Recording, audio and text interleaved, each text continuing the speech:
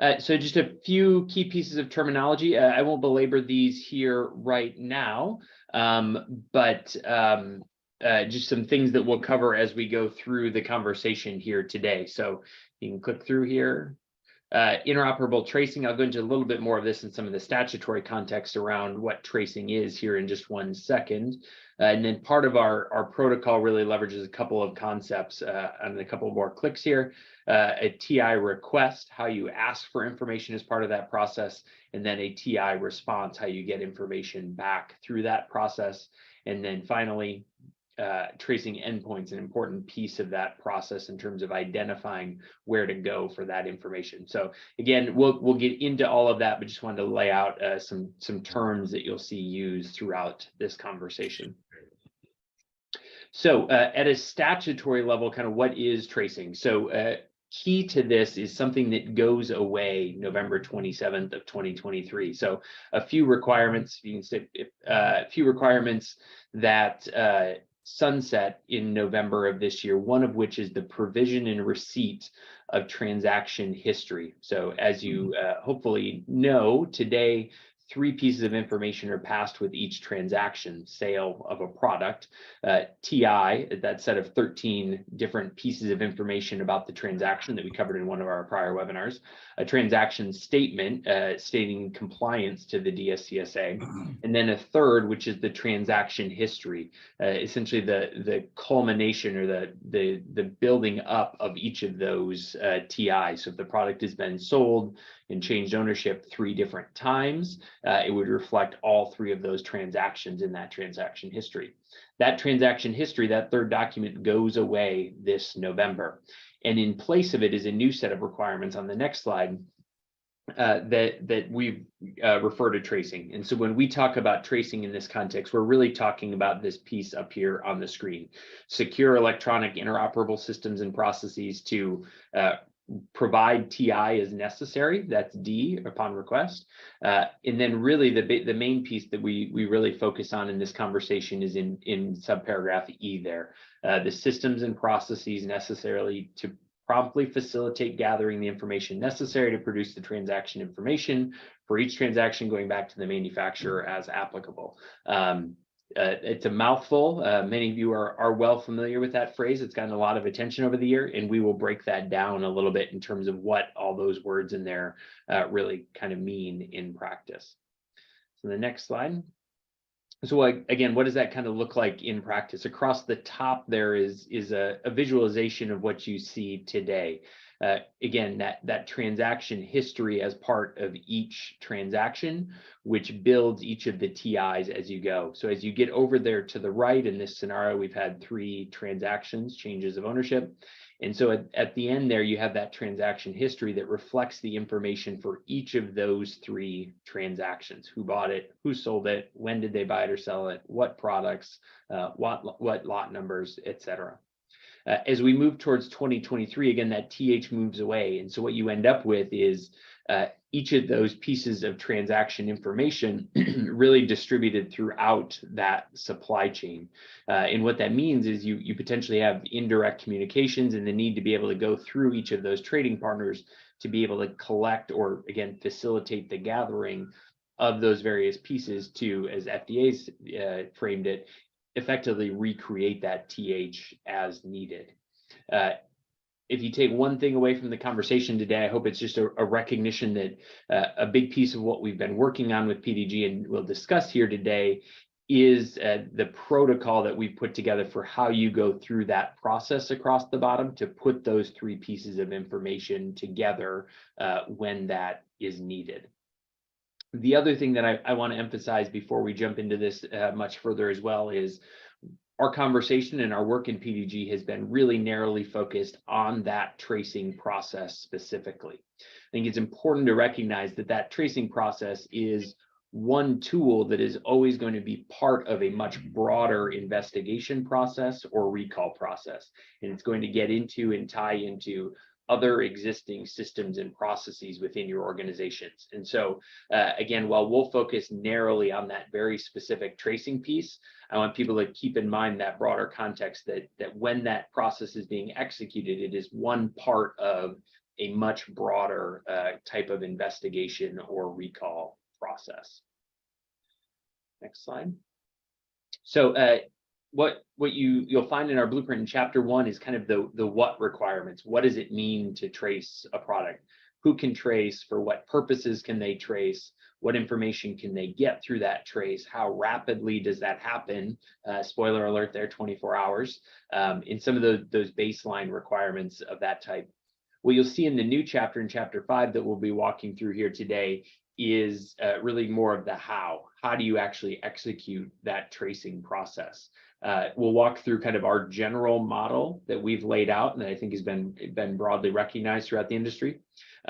Walk through kind of this request and response protocol to support tracing that we've put together, and then talk a little bit about the role of credentialing in that process as well. So this is at a high level the tracing model that really the PDG organized around and really kind of landed on as a point of consensus as to how that tracing process occurs.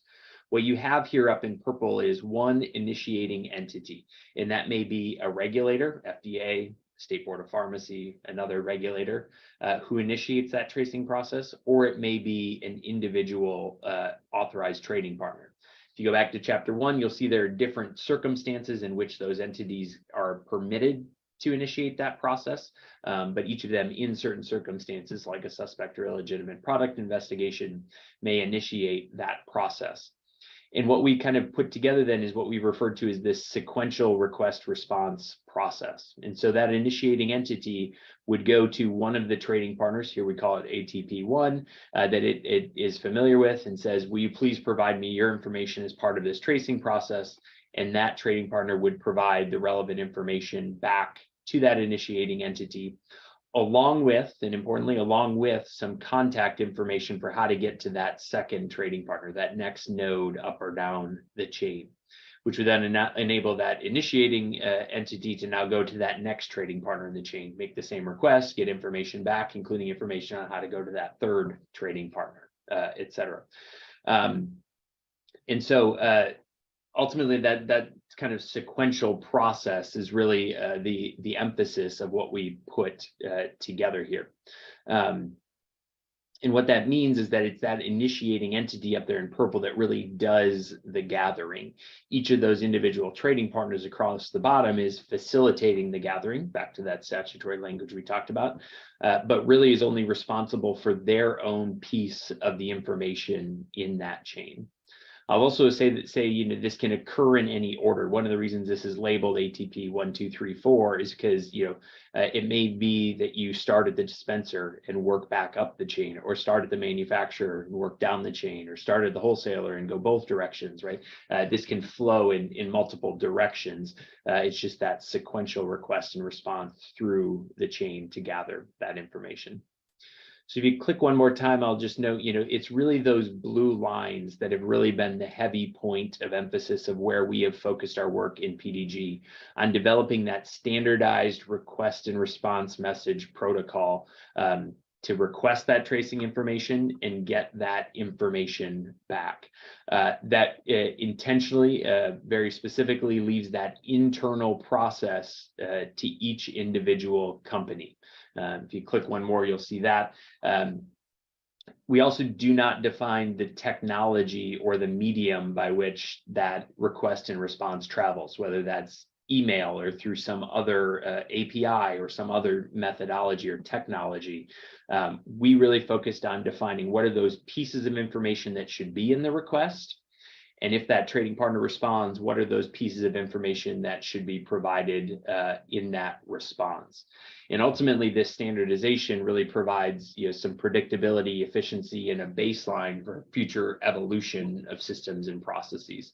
And I'll bring Sentinel in here to talk to this a little bit more in a second. But if you're a manufacturer, for example, really any trading partner, right? And today you get a tracing request that says, hey, will you fill out this PDF form and let me know what information you have? And tomorrow you get an email saying, can you give me this slightly different information? And the next day somebody says, hey, send me these slightly different things. There's no ability to really kind of start to standardize your process for how you bring that in. And when you're talking about a 24-hour response time, that's important here. You'll really having that predictability of the information that's coming in and going back is important. Again, as I mentioned, if you take one thing away, it's really that we developed this protocol, and this protocol is available in the blueprint. But if you take a second thing away, it's recognition, I think, that that protocol is really focused on the contents of that request and response. It does not define the technology, and it does not define that internal process. So your process as an individual trading partner, when you receive one of these requests, whether you integrate that into your system, or you run it through your quality department or your compliance department, or all of them, or whether you decide to even respond at all and say, no, I don't think this is a legitimate request, I'm not responding. All of that remains in your individual business process. We've really just focused on providing that baseline standard of what's included in the request and what's included in that response. And so, Senthil, I want to kind of turn to you to just share your insights as a manufacturer, kind of why having this protocol is important and what the value is here as you think about trying to set up your systems and processes as an individual manufacturer. Sure. Yeah, thanks, Eric. Hello, everyone. Yeah, I mean, this is a key point to note. So if you're reading through our PDG blueprint, it talks about the protocols on exchanging this information. But then when it comes to what that internal process should look like at a basic level, we are looking at an SOP, right? That defines, irrespective of how we are receiving the request, what are the different steps that you would go through internally within your own company. Who needs to be involved? What's the governance structure? I mean, this is not completely brand new for us, right? So we already have. Where do you want me to send that? If I can find it. Sorry, was that a? Oh, it looks like somebody went off of me. Okay, so this is similar to like a suspect product query we get today, right? So there's already a process, like a structure where we get quality regulatory would review it and provide a response. Hi, how are you? We actually even better than that. We do so have I'm an calling.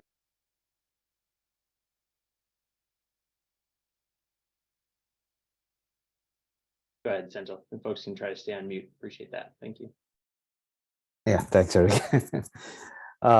Yeah, so similar to a suspect product query, we would have to have a process in place for receiving and responding to tracing requests. What's the governance structures going to look like? Who's going to review it, and have some kind of a standard language when you're responding to these requests. So this is something that each company would have to look into internally, set up your SOP, and have this process in place. Thanks, Senthil. And I'll note one big piece of that here too, right, is that ability to provide the endpoint back. And maybe that's one of the kind of the new points, right? Senthil, as you said, you have some process in place today. If a regulator comes and says, hey, provide your information for this, what's the process you're going to go through to kind of vet that and decide your response and gather up the response? But part of this, right, is not just providing your TI, but also providing that initiating entity with some sort of contact information to get to that next node, right? Something beyond, something more specific than, hey, the next entity is Eli Lilly, go talk to them, right? Provide a person, an email address, an endpoint, something that they can specifically get to that next node. And so on the next slide is a little bit of the information of kind of how we've thought about that as part of our blueprint process and the importance of being able to do that. I think there's a recognition that at least early, a lot of that is going to be email address based, right? It's going to be the next node is at this email address. And ultimately, I think, right, volumes will end up determining kind of where it may go from there. That's one of the big questions, right, is how many of these traces are we going to see once we start to go live later this year. And, you know, if you're seeing 1, 2, 3 of these per year, maybe email is perfectly adequate. If they start to show up in much larger volumes, there may be need to start to evolve some of that process to more sophisticated ways. And so maybe Bob, I'll ask you first, just kind of having kind of led the work group kind of through this conversation, what else you would say about that endpoint concept? And then Senthil, I'd welcome comments from you just in terms of kind of how you're thinking about that as a manufacturer. Sure, Eric. Just as you said, you know, and actually we have a slide coming up that's more of a maturity matrix, and so it talks about that kind of continuum from emails, could even be phone calls, all the way to mature systems where solutions are interacting together on more standardized messaging. And in all of those areas, you need to know two things. One is how do I tell the person that I'm asking for TI information for how to contact and provide that information to me, and then also how do they tell me how to get to the next trading partner.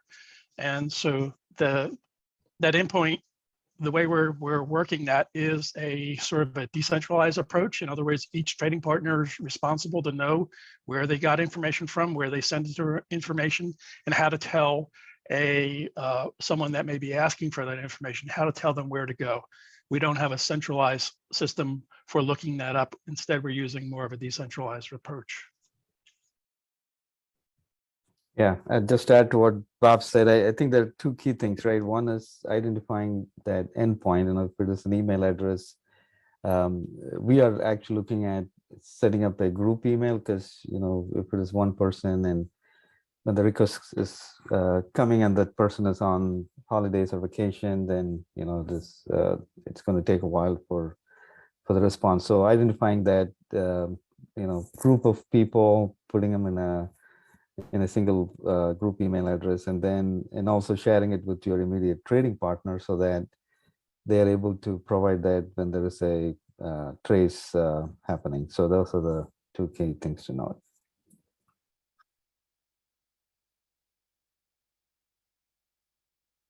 Thanks, Senthil. Thanks, Bob. Next slide. I'm actually going to kind of, Bob, turn to you now. So as I mentioned, you know, one of the big contributions from PDG through our blueprint has really been the development of this protocol, this request for TI and next point in the chain, and the response back, the protocol for what goes into each of those respective messages. And so that's all documented out in great detail in the blueprint, and folks can go look there. But Bob, I'll turn to you for kind of the high level run through of what folks will find when they go take a look at that. Sure.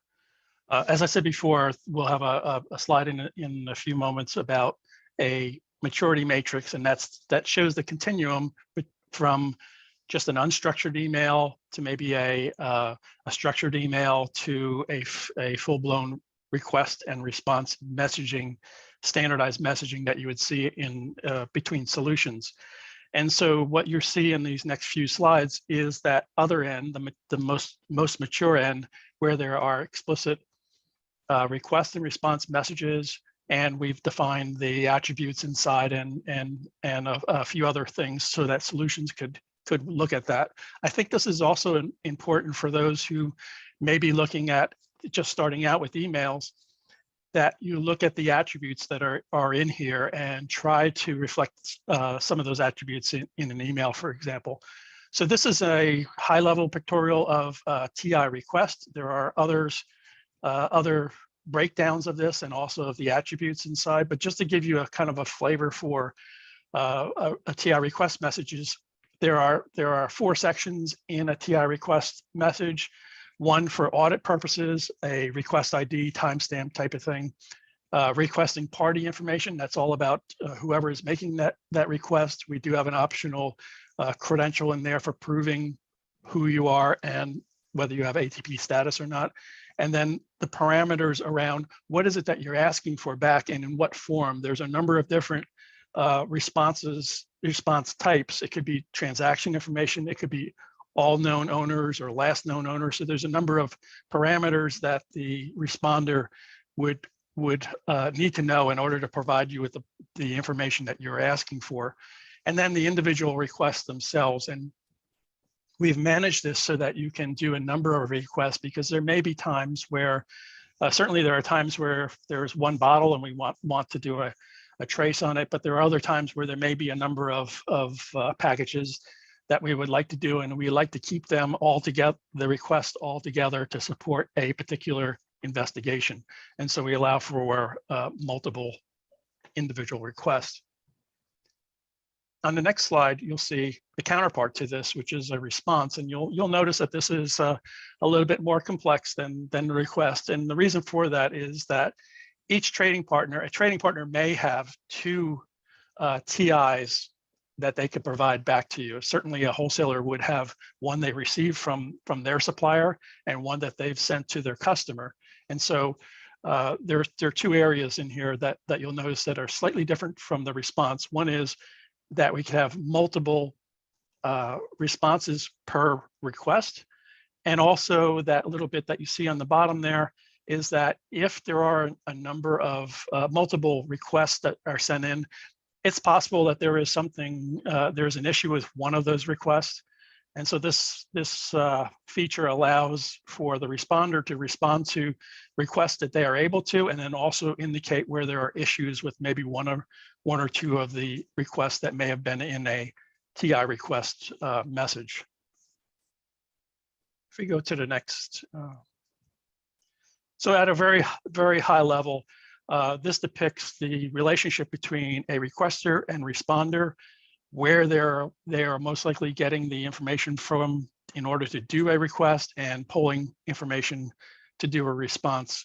And again, at the high level, the most mature level of having not automated, but electronic systems, where there are acknowledgements and security and a lot of the other features you would expect in a solution-to-solution interoperability. We could go to the next slide.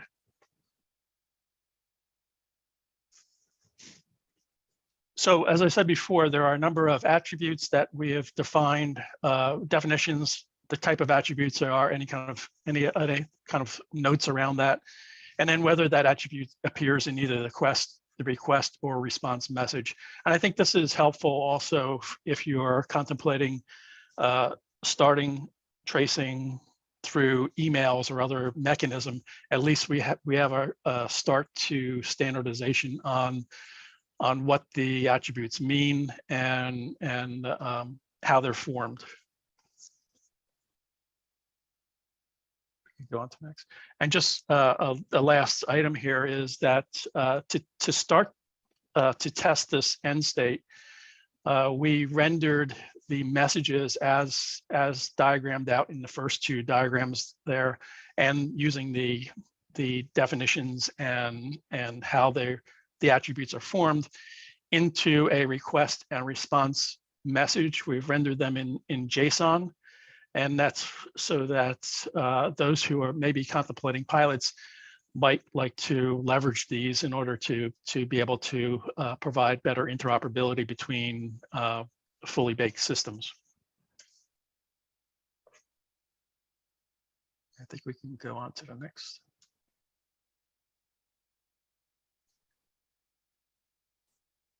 Okay, I think Eric, this is you. Yeah, I can introduce the concept, but I know you mentioned this too, Bob, so you jump in on it. But again, I think part of the recognition that the group had is there is some unknown around this process, and particularly unknown around the volumes, as I mentioned. And so what we recognized is there is likely to be maturity in this space over time. Partially a recognition of just how much of it people have on their plates with things like basic TI exchange and the verification processes for 2023, as well as, again, as we start to get more experience working with this tracing model and better handle on the volumes, we put together this kind of implementation maturity kind of matrix or flow to show how in the credentialing process and the messaging medium or mechanism that can evolve over time, right? And again, part of this comes back to why we focus so heavily just on defining those baseline components of the request and response message, is to set that baseline where this maturity can happen and can happen naturally off the foundation that we've set, right? We certainly do not require or even point to automation and people being able to integrate this and automate this into their processes, but at least we've provided the baseline that people who wanted move more in that direction, or as people find that necessary with volumes over time, that people can start to move in that direction. So that's why this has been so important to us. But Bob, I don't know what else you would add just kind of about the specific chart here, and then Senthil would welcome kind of your thoughts on kind of that evolution over time as well. So I would say that one thing I'd like just to make clear is that even though you see a maturity here from email manual kind of processes to more, I'm using the term electronic on purpose because we don't ever contemplate automation as in a direct response to a request. That we always see that there is going to be some review of requests and review of responses as they're pulled together by operations, legal, regulatory folks inside of companies. But what we're looking at automating, or the maturity that we're showing here, is a move to more standardized messages that can be processed and presented to those within your company that would do the evaluation of a request and review of a response that would be given. And it may be that, as Eric, as you pointed out earlier, that if you're getting 1 or 2 requests a year, that maybe even as companies are moving to more mature models, that they're able to handle those type of things. They're able to handle maybe the back and forth that takes place as they try to get clarity from the requester as to what they're requesting, if it's in an unstructured format. So this just allows you to understand where they're at and where people may be moving based on data quality needs, security needs, volume and volume needs. Yeah, you've covered it pretty well, Bob. I mean, the key points there are the volume, right? The level of sophistication and automation will depend on how many of these we are gonna get in a year, right? And at the bare minimum, I mean, this PDG blueprint gives us a structure, and the other bare minimal thing is for having an internal process, an SOP, a review process to when there is a request, how do you review and respond? And there could be again, based on how many you're going to see, there could be an intermediate step where you're still manually receiving the request, but if the request has some credentials tied to it, which we will discuss more in our next session on credentialing, but so then that will save some time on checking and verifying whether the requester is an ATP. So there could be this starting with more manual approach, and then add more automation as we move forward. Thanks, Senthil. And you kind of building on some of your comments there on the next slide, I'll point out just one resource that's also up and available on our website. So as I mentioned and emphasized repeatedly, right, we really focused on that message format between the initiating entity and the ATP, and have left that internal process in each trading partner, how you handle and process those requests and responses, to your own individual SOPs, as you noted, Senthil. Through some of our work with our dispenser work group, there was interest in at least having some framework to think about those internal SOPs. And that's what you'll see on this slide and the next slide also, is just a framework for thinking about that. And so really what this does is just tries to identify for folks what those really big steps in that process, that internal process are, and then what some of those questions are to think through and account for and consider in developing your SOPs. This is by no means, comprehensive or exhaustive. There are probably other questions or components to think about. Nothing says you have to follow this exact flow, but we did develop it just in terms of providing folks who may not be as familiar with a bit of a framework, again, for thinking about some of those questions. So when a request comes in, how are you going to process that? Who's going to receive it? Who's responsible for starting that internal process? How are you going to decide whether it's a legitimate request and whether you're going to respond to it? Who's going to actually go put the response together and gather that information up? Who needs to be part of that review process from a business, legal, compliance, security perspective? How are you going to put that data back together? And how are you going to do all of this right in that 24-hour, one business day kind of time frame? And then how are you going to send that back? And then the next slide kind of provides the same kind of framework if you're on the initiating side. So if you need to initiate a trace request, how are you going to execute and walk through that process? Again, by no means trying to dictate, but just provide some of the components that people should think about in questions you want to be trying to answer as you put those internal SOPs together for your organization. Senthil, anything you'd add on this? I know you've talked about those SOPs. Any particular piece of this to elaborate on? We covered it. No, I think it's very well drawn out here, but I think the one key point, I mean, this is having a internal process is mandatory, right? I think that's something I want to highlight. I mean, if FDA walks in and does a DSCSA audit, some of the questions they will ask is, how are you gonna, what's your process to manage, product tracing? You show your documentation, your SOP, those are, that's why I keep highlighting that again and again. It's more foundational stuff, irrespective of how you're doing it. You have to define it and document it, and the tools like these you're seeing now will really help kickstart the thinking process, so you're not starting from scratch. So these are very helpful. Thanks, Senthil. I'm going to flag one more thing on the next slide, and then we're going to turn to questions and answers. And I've already seen at least one of those come into the chat. Encourage folks here, if you have questions or comments, start throwing those into the chat, or prepare yourself to hop on and come off mute if you want and ask those here. But last thing I'll note is just a call for piloting and demonstration projects that we released as PDG earlier today. So again, with that protocol, it is a protocol, but what it needs is some stakeholders to actually go test that, pilot it, do demonstrations of how this will work in practice. Ultimately, we as PDG aren't going to necessarily put together or develop or lead our own pilots. I think we view that as something that should be left to the stakeholders, the solution provider community, the trading partner community, to actually do that testing and demonstration.